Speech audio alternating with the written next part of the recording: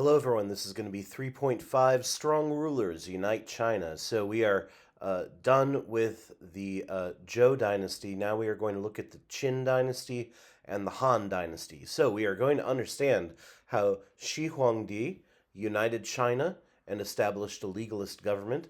We're going to outline why the Han period is thought of as a golden age. We're going to analyze the Silk Road and how it facilitated the spread of ideas and trade in China and around the world too. And we're going to analyze why and how Buddhism spread through China. So let's start with Shi Huangdi and how he unified China. So, after the fall of the Zhou dynasty, they lasted for a pretty good long while, but when they were done, this led to a time period of civil war. All the big other clans sort of fought together, trying to fight it out, see who the new leader was going to be, the new emperor, who had the new dynastic cycle mandate of heaven thing going on. And with at the end of all this, it was the clan of the Qin that took over. The Qin were from Western China. They had a very powerful dynasty with a lot of control, but it only lasted really for like one emperor and then his son, and that was it. Partially because of how they ruled through fear and dominance, what we call legalism.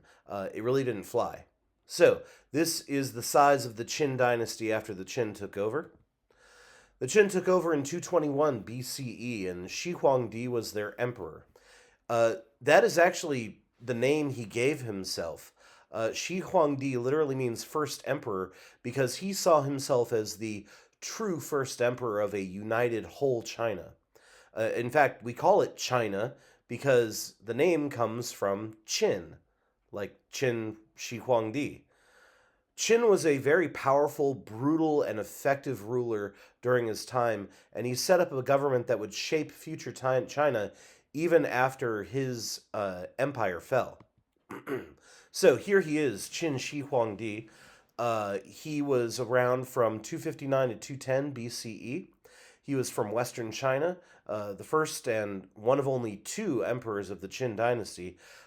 He was pretty robust. He survived at least three tries on his life, including a blind musician who tried to beat him to death with a guitar. He spent a lot of his later years actually looking for the secret to eternal life, and the search for it caused him to drink many things that are probably not good for you to drink. Thinking he thought that mercury would give him eternal life. Instead, it poisoned him to death. So, Shi Huangdi fought a very hard path to becoming emperor. He had been battling his way through all the other clans and families for the past 20 years until finally he won and became the Qin emperor. After becoming the emperor, he eliminated all of the old feudal states and got rid of the way things used to be under the previous emperor, and basically said, I'm going to take China, I'm going to divide it up into 36 districts, not by family, but into military districts. And then he put in people to run those military districts.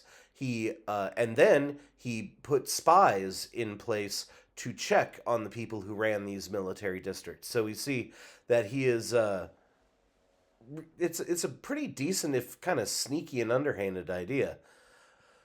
He really didn't trust these guys, and so he wanted to make sure. He wanted to verify everything. The new capital of China was moved to a place called Xianyang, outside of the modern day city of Xi'an in sort of middle to western China. And he moved all the other old noble families to Xianyang basically so he could keep an eye on them. So here's the tomb of Emperor Shi Huangdi outside of the modern city of Xi'an. So this is where Xianyang used to be. So the Qin emperor did a lot of things. He made a lot of heavy taxes. He created a system of weights and measurements that were standardized across the entire empire so that everything could be weighed and measured the same no matter where you were. He also created a set of standardized coins. He also sent people out to fix the walls, fix the roads, fix the defenses, and made sure that everything was the same across the board. To the point where You even had to have a standard length of wagon axles. So everybody's wheels are the same distance apart on a carriage. He also created his own way of running things in the government, separate from Confucianism, separate from Taoism, especially Confucianism. Confucianism was sort of the opposite of what he created here, which is called legalism. And legalism is based on the philosophies of a teacher named Han Fit-zi. And legalism believed that all humans are inherently evil, greedy, expect the worst in them. They're always going to betray you. And so, if people are born that way, then you have to keep these people in line through control, very strict and harsh control, bad punishments, and power and strength is going to make you a good leader, not how nice and kind you are. Now, legalism was the way that the Qin government decided to run, but most other governments afterwards gave up the legalist aspect of running the government. They found it too harsh. People tended to rebel because they didn't like living under this strict ruler. However, some of the stuff that he created outside of legalism, people did like and people did use in their later empires.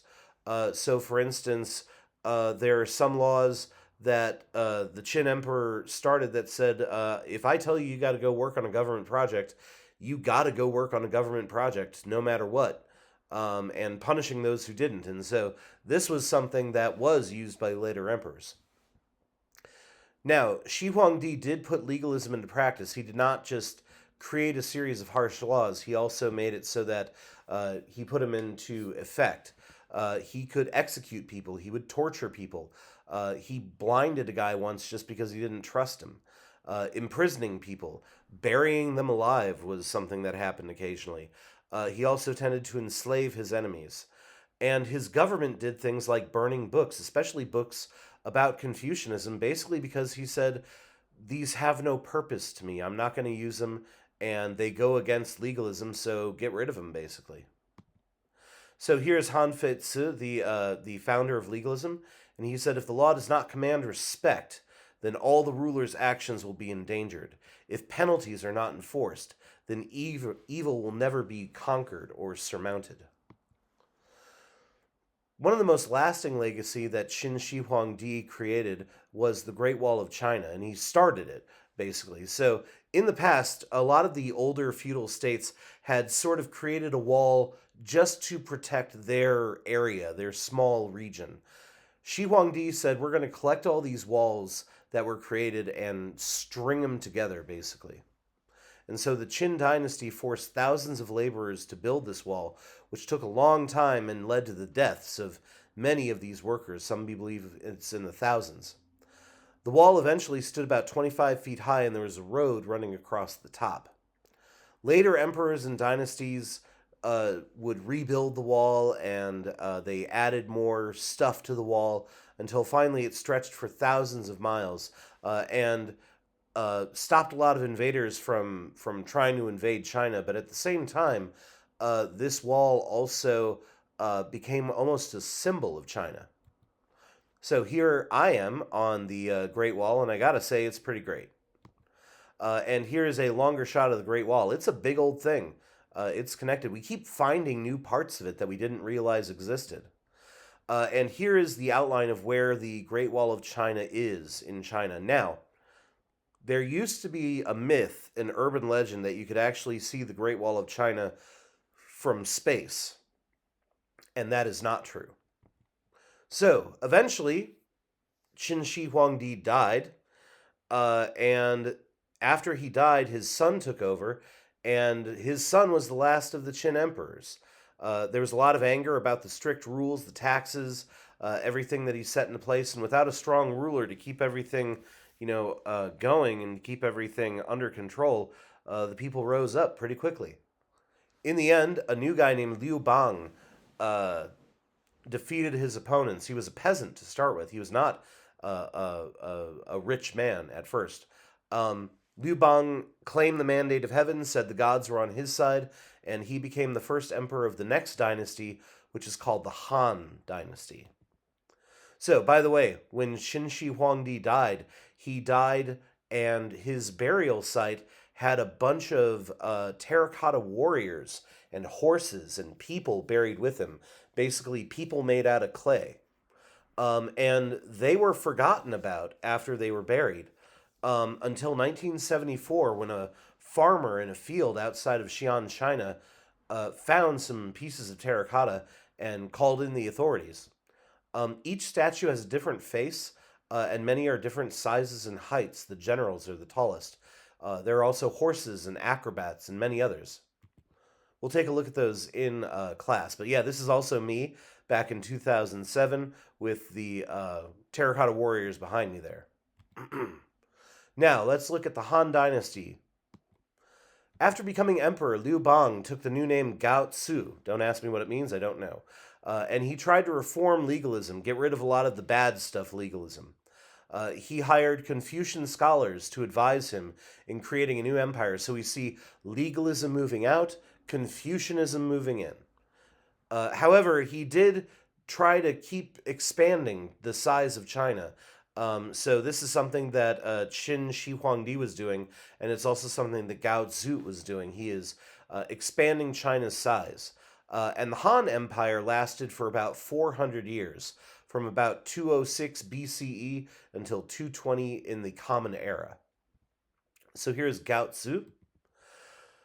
The most famous of the Han emperors was a guy named Wu Di, and we're going to see a lot of things that Wu Di did. Wu Di did a lot. He lived from about 141 to 87. What did he do? Well, Wu Di strengthened China. He helped find Confucian scholars to give him wisdom and virtue in his actions as he ruled. He created a university at Xi'an. Wu Di helped to set up the canals and roads in China. He set up government granaries so you could have the Chinese government, the Han Dynasty government could buy the grain, sell it at a good price, and then also hold on to some so that people would not starve if there was a famine. So here's Emperor Wu Di. He reigned for 54 years. He's considered one of the greats of China. Wu Di also took control of some of the major resources like iron and salt, and said that only the government will sell them from here on in. That means the government basically controls the entire iron and salt business in China. This is what's known as a monopoly, when one person or one group owns an entire business.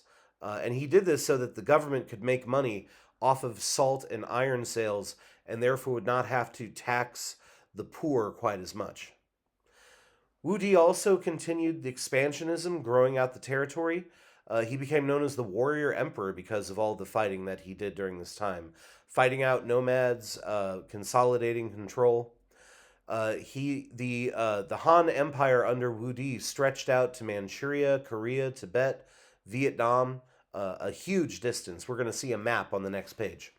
Wu Di also sent soldiers and merchants to expand the presence of China into these areas, to really kind of get a Chinese foothold in these areas. He also tended to marry off Chinese nobles to people who lived further out west in order to create an alliance and even further expand China.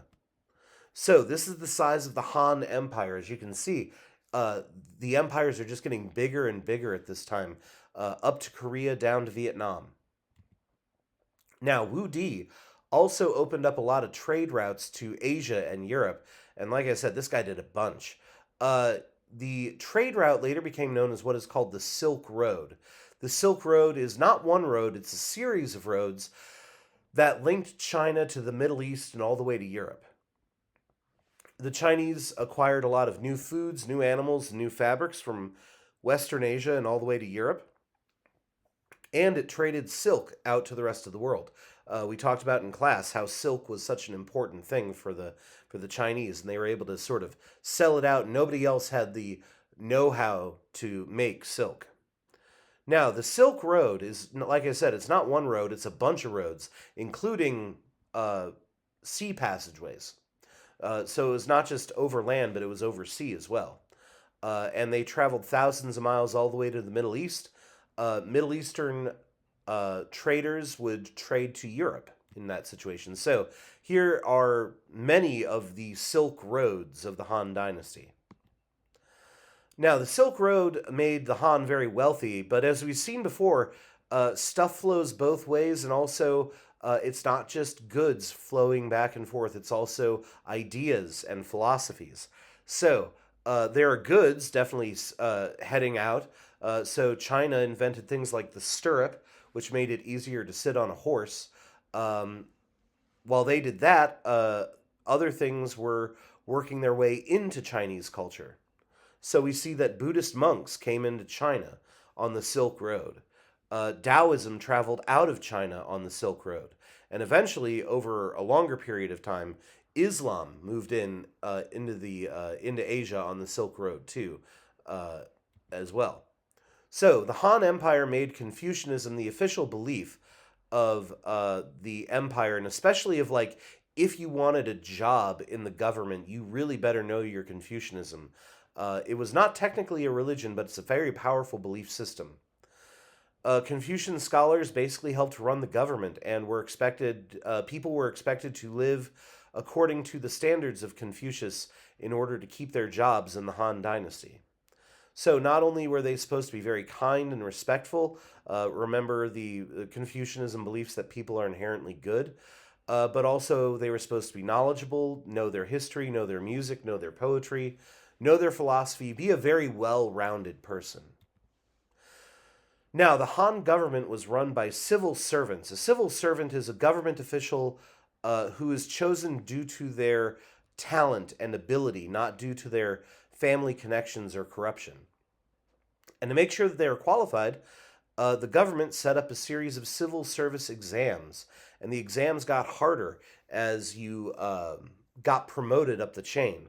So if you're working at a local government job, it's still a very hard test, but by the time you end up working for like the emperor, these tests would become ridiculously hard.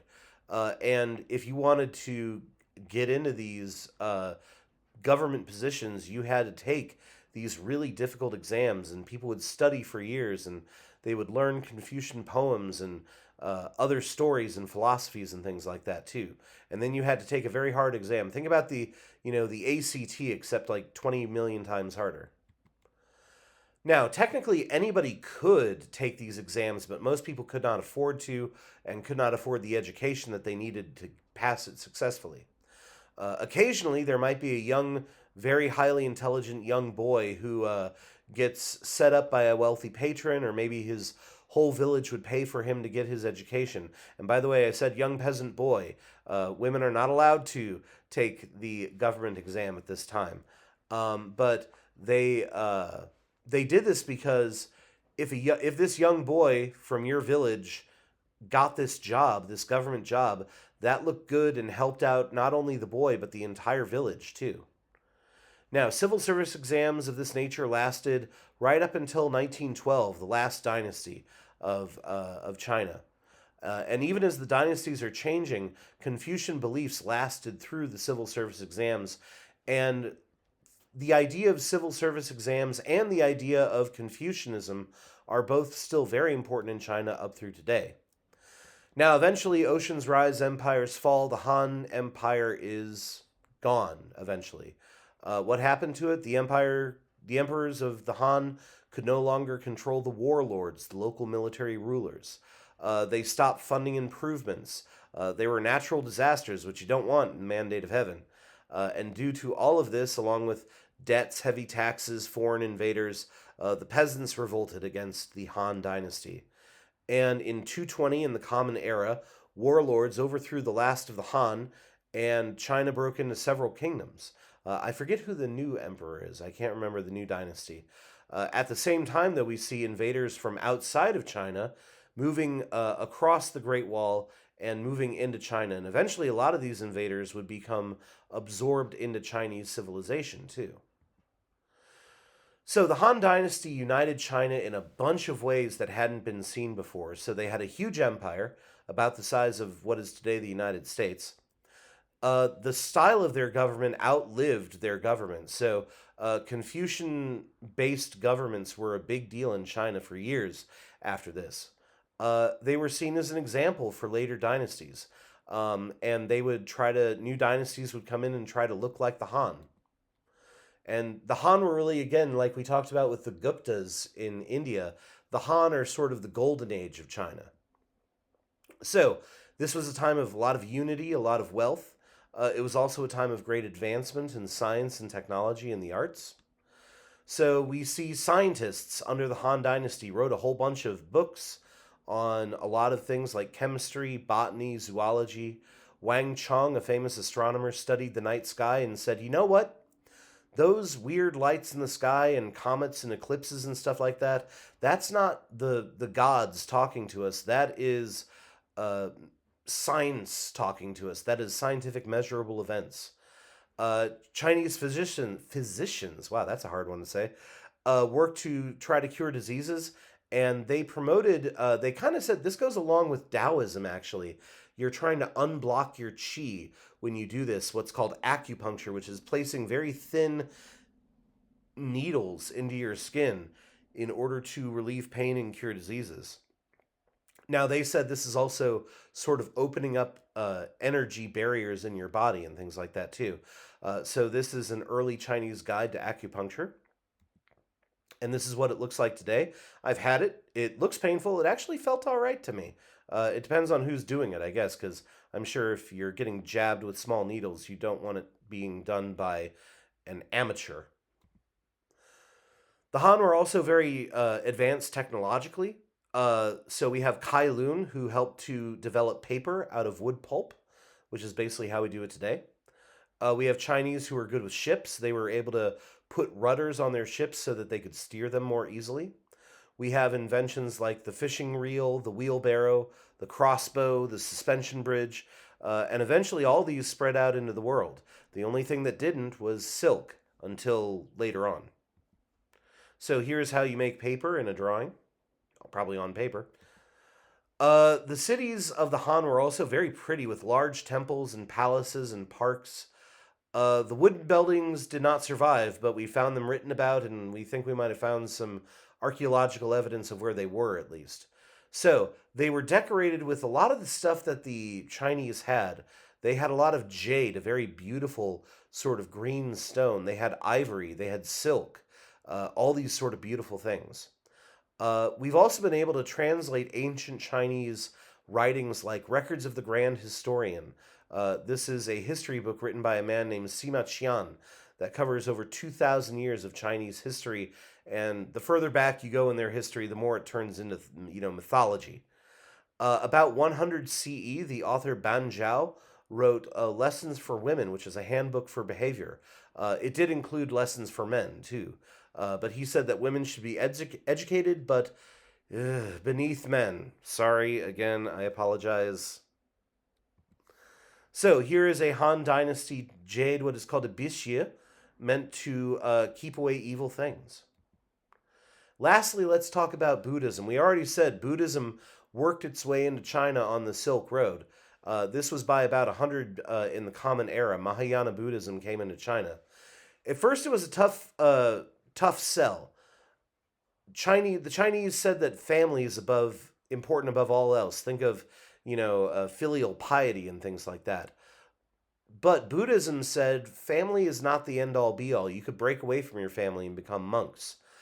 Also, Chinese philosophy and theology had no versions of things like nirvana, so this had to be sort of turned into Chinese philosophy a little bit. But Buddhism did become very unpopular, partially because when you're living in a time of warring states and civil wars, eternal bliss and happiness and becoming one with the universe sounded pretty darn good. And remember, some uh, people thought that Buddha was actually a merciful deity. And eventually it got to the point where the Chinese tried to fit Buddha in with their story. So some people said that Lao Tzu, the guy who founded Taoism, had actually been Buddha's teacher, that he had traveled to India and met Buddha. Others say that Confucius was so wise that he achieved enlightenment and oneness with the universe at the end of his life. And by 400 in the Common Era, Buddhism had spread throughout China, and we see a lot of Buddhist monasteries. These are sometimes under threat by the modern Chinese government, but we do see that these became very important places to learn. And occasionally, throughout the many dynasties, Buddhists were persecuted by emperors, but in general, Buddhism is allowed. It is now, Buddhism is one of the five legal religions in China. It is Buddhism, Taoism, Christianity, Islam, and Judaism.